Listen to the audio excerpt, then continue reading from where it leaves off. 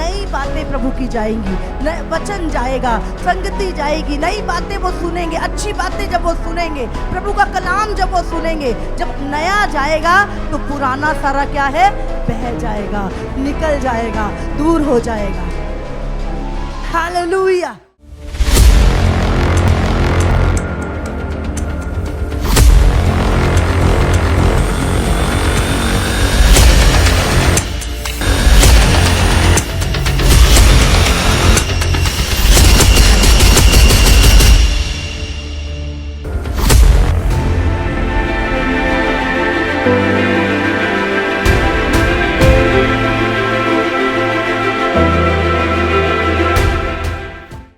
आप जानते हैं बुद्धिमान कैसे बनते हैं? बहुत सारे लोग सोचते पढ़ के बनते हैं। पढ़ के बनते हैं? मैंने तो नहीं देखा ऐसे। बहुत सारे पढ़े लिखों को मैं मिली हूं पर बुद्धिमान नहीं है वो। हालेलुया। बाइबल में लिखा है जब तू बुद्धिमान कौन है? क्या लिखा है बाइबल में? जो परमेश्वर का भय मानता है, जो बुराई से दूर रहता है, वो बुद्धिमान और समझदार है। अय्यूब 28 के 28 में लिखा है, परमेश्वर का भय मानना बुद्धि का आरंभ है। जितना आप परमेश्वर भय मानते जाएंगे, आज्ञाकारिता में चलते जाएंगे, आप बुद्धिमान होते जाएंगे। और बुराई से दूर रहना यही समझ है। हालेलुया। तो समझ गए बुद्धिमान कौन है और समझदार कौन है? प्रभु का भय मानने वाला बुद्धिमान है और बुराई से दूर रहने वाला समझदार है। हालेलुया। और बाइबल में लिखा है जब तू बुद्धिमानों की संगति करे। किसकी संगति करे? बुद्धिमान कौन है? जो प्रभु का भय मानता है। और जो प्रभु का भय मानता है वो क्या करता है? उसकी आज्ञाओं पे चलता है। और जो बुराई से दूर रहता है वो समझदार है, लिखा है। तो बाइबल में लिखा है जब तू बुद्धिमानों की संगति करेगा तो तू भी क्या हो जाएगा? बुद्धिमान हो जाएगा। हालेलुया।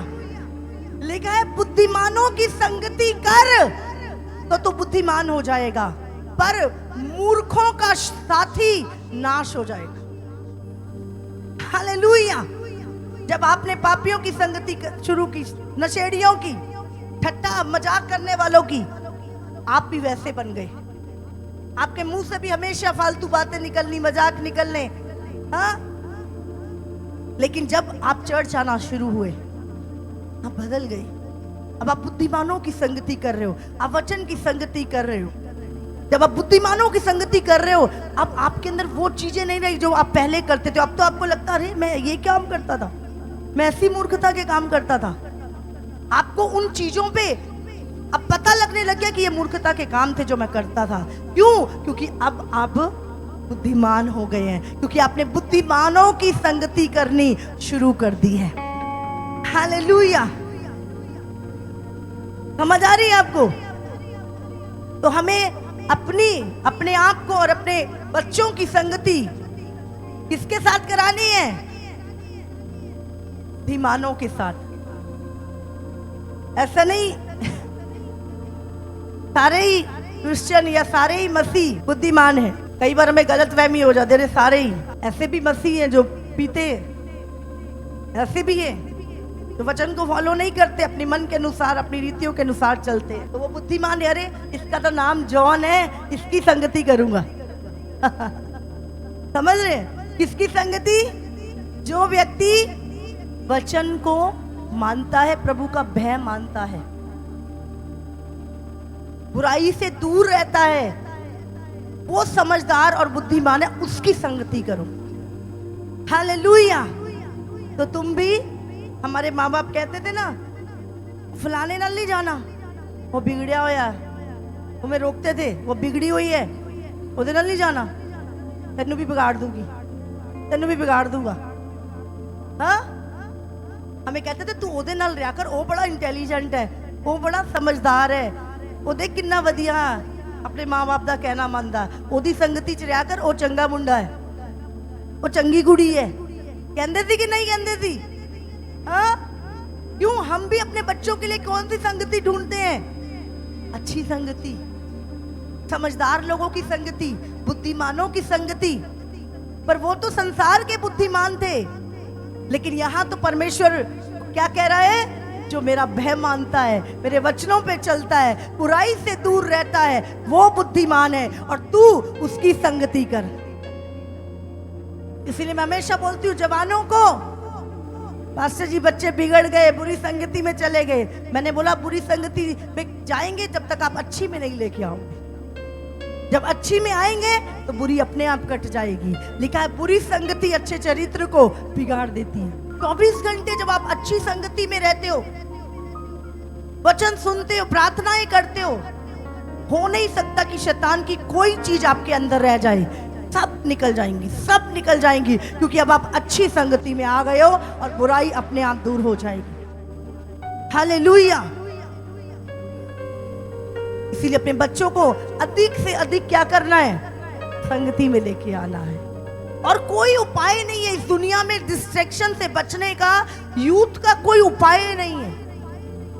घर में भी बैठेंगे तो भी फोन चलता रहेगा उनको, लेकिन एक ही टाइम होता है जब वो चर्च में आते हैं या संगति में होते हैं, जब उनके फोन बंद होते हैं और वो पूरी तरह उनका ध्यान प्रभु की बातों पे लगता है और वो बदलते जाते हैं। इसीलिए हम देख रहे हैं जवान छोटे बच्चे कैसे खुदा की संगति में बढ़ रहे हैं, आत्मा में बढ़ रहे हैं। अच्छी संगति में लाना। तभी अभी देखो, मैं हमेशा बोलती हूँ, अगर एक बाल्टी में कोयला है, पूरा काला काला कोयला है, और हम पानी भी ना फेंके और वो साफ हो जाए तो क्या करना पड़ेगा? हाँ, क्या करें उसके लिए? बोले छान लो, नहीं पानी तो निकालना ही नहीं है। क्या करेंगे? हाँ, टैप खोल देंगे, टूटी खोल देंगे, तो क्या होगा? जब नया जाएगा पुराना सारा बह जाएगा। हालेलुया। हाँ? जब नया जाएगा पुराना सारा निकल जाएगा। इसलिए होता क्या है, हम पुराने के साथ बदलने की कोशिश करते हैं व्यक्ति को। अब पुराने के साथ तो वो बदलेगा, वो तो गंदा ही है। तो कैसे बदलेगा? जब नया जाएगा, नई बातें प्रभु की जाएंगी, वचन जाएगा, संगति जाएगी, नई बातें वो सुनेंगे, अच्छी बातें जब वो सुनेंगे, प्रभु का कलाम जब वो सुनेंगे, जब नया जाएगा तो पुराना सारा क्या है? बह जाएगा, निकल जाएगा, दूर हो जाएगा। हालेलुया। कितनों को समझ में आ रही है हमारा वचन?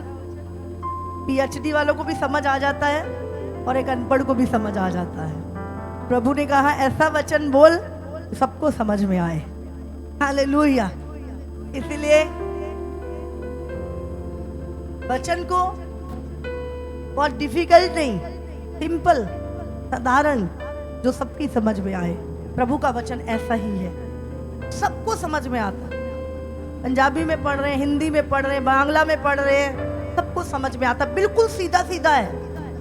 क्या करना है क्या नहीं करना आपको पता नहीं। बाइबल में लिखा है कुछ दुष्ट आत्माएं उपवास और प्रार्थना से ही जाती हैं।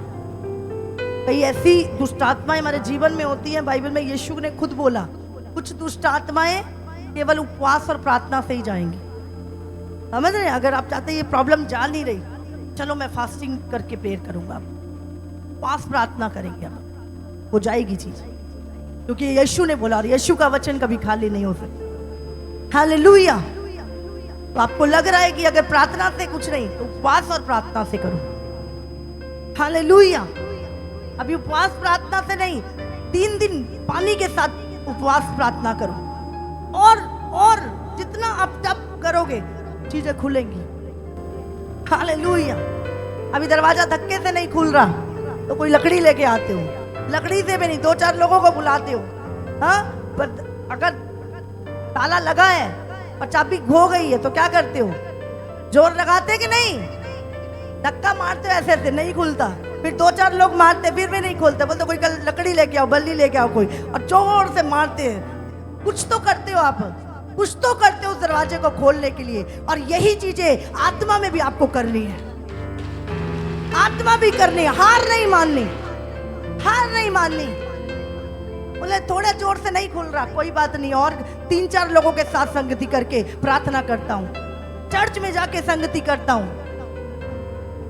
हाँ, अभी 3 दिन की फास्टिंग, अब 7 दिन फास्टिंग करूंगा और अब पानी के साथ करूंगा, और जोर लगाना, पर खोलूंगा जरूर। अड़ जाओ, अगर जिद्दी बनना है तो आत्मिक संसार में जिद्दी बनो। हालेलुया। लोग चाहते बस कंफर्ट में मिल जाए सब, बस एक छोटी सी प्रार्थना और सारे दरवाजे खुल जाए। खुल जाते हैं प्रार्थना से। आपको क्या लगता है ऐसे ही लोग चंगे हो रहे हैं? एक साल में 6 महीने फास्टिंग होती है मेरी, बोला और हो गया। हाँ, पूरी रात, पूरा दिन प्रार्थना उपवास में,